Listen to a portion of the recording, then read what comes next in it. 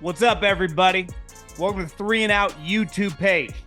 I'm John Middlekauff, and we are talking football all day, every day. Make sure you subscribe, like the video, share it with your friends.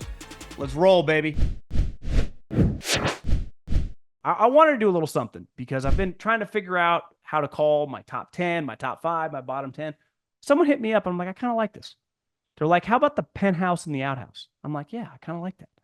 So let's do Middlekauff or Cough's Penthouse and Outhouse. I think this is a pretty easy one because I only got 2 teams in my Penthouse. I'm not opening the doors of the Penthouse to everybody. And I'm not saying that the teams I'm leaving out aren't good and aren't even Super Bowl contenders. But based on week 1, 2 teams stand out to me. Kansas City and San Francisco. And those were the 2 teams that met in the Super Bowl.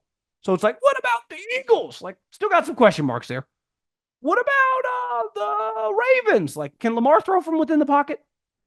The Bills, like, a little too close for me at home against the Arizona Cardinals.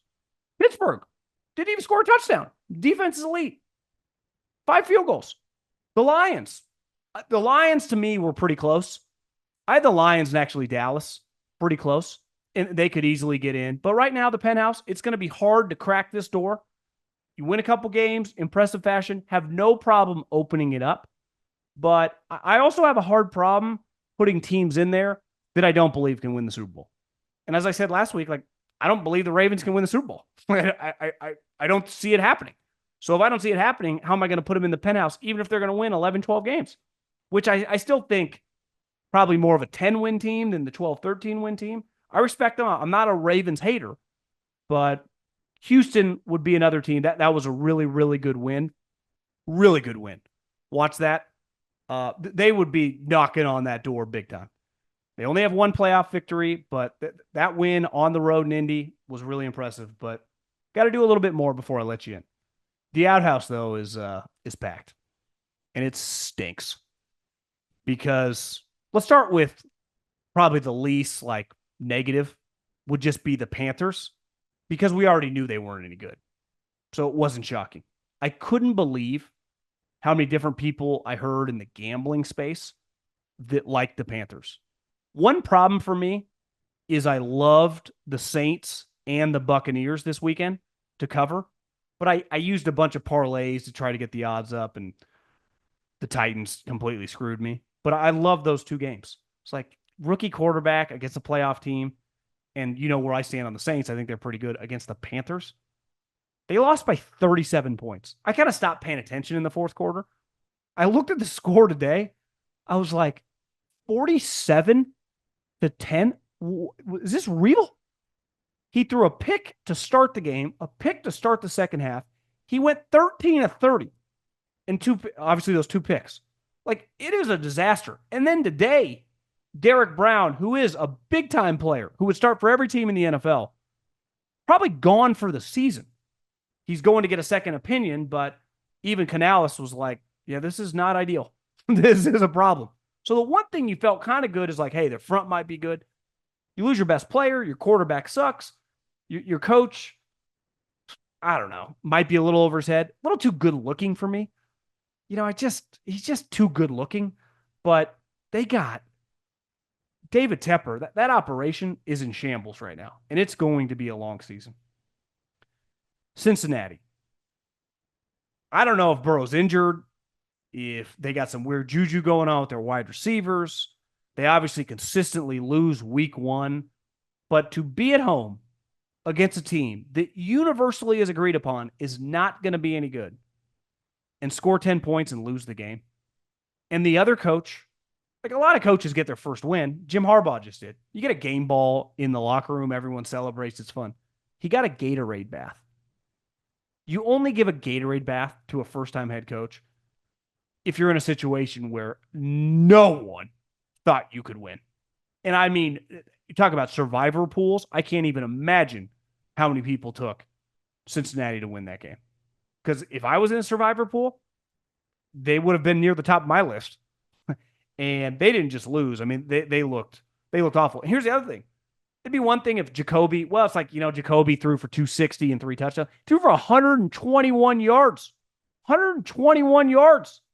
You can't be losing to a team when we hold you to the regard of like, yeah, you can be a Super Bowl contender if you're healthy, lose to Jacoby Brissett, who throws for 121 yards.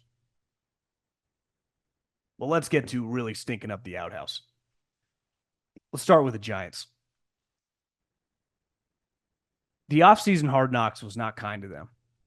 And that viral video of John Morrow, when we were watching it this offseason, I remember doing a podcast like, the owner said, are you guys sure on this? One, are we sure we're handling this correctly? And two, I won't be able to sleep if he goes to Philadelphia.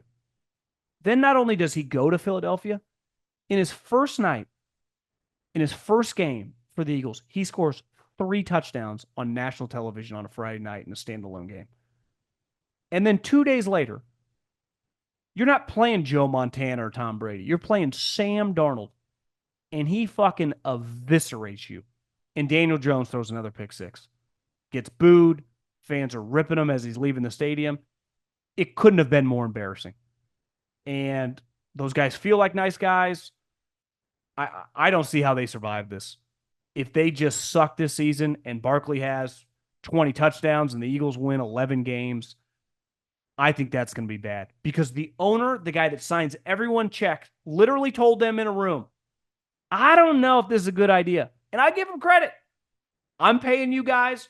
I'm going to let you make the decision. I'm not going to meddle here. But holy shit, you better be right. Because there are repercussions for missed evaluations and missed decisions. And people are going to be held accountable. And this is not the Rooney family. John Mara has been firing people left and right. And rightfully so. Joe Judge was awful. Pat Shurmur's worse. McAdoo got weird. But he's been running coaches and GMs out of the building. So if this Saquon Barkley, they play him twice. What if he rushes for 200 yards against them and has a game at MetLife and they lose 30-3 and he kind of dances all over their grave? That thing could even get a lot worse. And last but not least, the Cleveland Browns. I can't even imagine being a Browns fan and like even attempting to root for Deshaun Watson. Everything you read about every situation that has come out about him with the massage therapist, and then today on Monday, after an absolute embarrassment of a performance and just, such low-level quarterback play. Like, you don't need to be a coach or a GM to just watch that and go, this is pitiful. Like, this is sad. And just as a football fan, if Deshaun Watson's on your TV just to watch a football player, you will change the channel to go to a different game. But like if Kyler Murray's on TV, there are certain players like, I'm going to watch this guy. That's an immediate channel change. So he's an unwatchable player who his question marks off the field are pretty insane. And like I said earlier, I don't like getting into the he said, she said, only know but those two people. And it's happened to a lot of people and it's all been BS. But how many people have you ever met that have had that many lawsuits that have all had consistent themes against an individual? Like eventually, like walks like a duck, quacks like a duck, might be a duck. And he just feels like a complete loser. On and off the field. So you are forced to root for this guy because I can't get rid of him. His number is so massive that it makes Russell Wilson's look kind of small.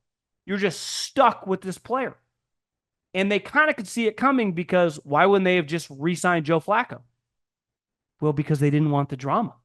Because if this guy struggled, what would everyone want? Throw Joe Flacco in the game. So what do? They go sign Jameis Winston, who's funny and has some viral clips, but we all agree is not very good. So it's like they're just going to keep rolling them out. And to get embarrassed like that, the morning Dak signed for $230 million and McCarthy and Dak are just stomping all over your field. It's hard. The Panthers stink. We knew it coming in. The Bengals, that was shocking. I think the Giants, we all expected.